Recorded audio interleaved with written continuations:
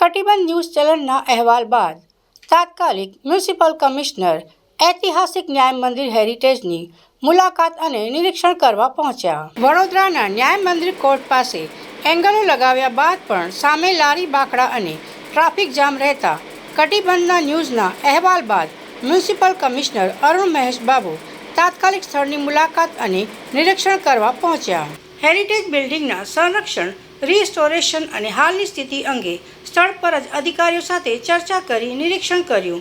મુલાકાત દરમિયાન સંબંધિત વિભાગોના અધિકારીઓ પણ ઉપસ્થિત રહ્યા.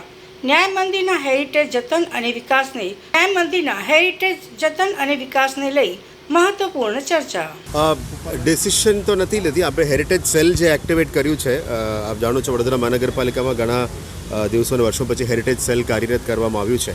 અને પહેલા તબક્કામાં અમે માંડવી ગેટ અને લાલકોટની કામગીરી શરૂ કરી દેવામાં આવી છે.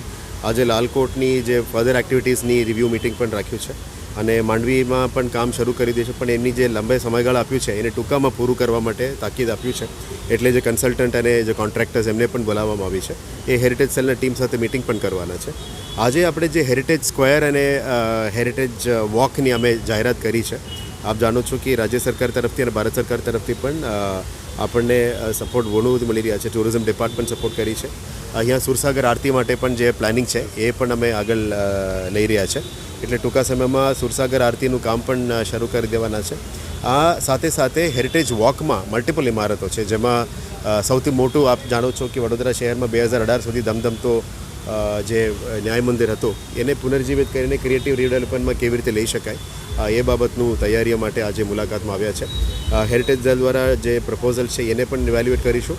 ભારત સરકારના મિનિસ્ટ્રી ઓફ કલ્ચર, ગુજરાત સરકારના મિનિસ્ટ્રી ઓફ ટુરિઝમ સાથે પણ અમારી ચર્ચા છે. એટલે હેરિટેજ વોકને જે અત્યારે ઘણા બધા ટીમ્સ હેરિટેજ વોક તો કરી જ રહ્યા છે, વીકલી મંથલી કરી રહ્યા છે, એને આગળ કેવી રીતે લઈ જઈ શકાય અને મોટું સ્કેલમાં વીએમસી ઓર્ગેનાઇઝ પણ કેવી રીતે કરી શકાય એ બાબતની તૈયારીઓ માટે આજે મુલાકાત લીધી. ઉપરથી પણ વ્યૂઝ પણ અમે જોયા છે. સાથે સાથે ન્યાય મંદિર, લાલકોટ, પછી જે ચિમનાભાઈ ટ્રસ્ટના જે મ્યુઝિકલ બિલ્ડિંગ છે, પછી એમએસ યુનિવર્સિટી મ્યુઝિકલ કોલેજ છે, આગળ ગજરા કેફે પણ છે, ચારો ગેટ છે આપણા, એ બધા ઇમારતો, સેન્ટ્રલ લાઇબ્રેરી બધાને હેરિટેજ વોકમાં લાવવાની અને જે સર સયાજી ગાયકવાડ III અને બાકીના જે શાસકો હતા જેને પણ કોન્ટ્રીબ્યુટ કર્યું છે વડોદરામાં, અને હેરિટેજમાં કયા કયા સ્ટ્રક્ચર્સને અમે લઈને એની ઓરિજિનલ ગ્લોરીમાં લાવી શકાય એ બાબતનું તૈયારી અમે અત્યારે કરી રહ્યા છે. આવનારા દિવસોમાં ન્યાય મંદિરને પણ કેવી રીતે પુનર્જીવિત કરવી એ બાબતનું તૈયારીઓ પ્લાનિંગ કરી રહ્યા છે.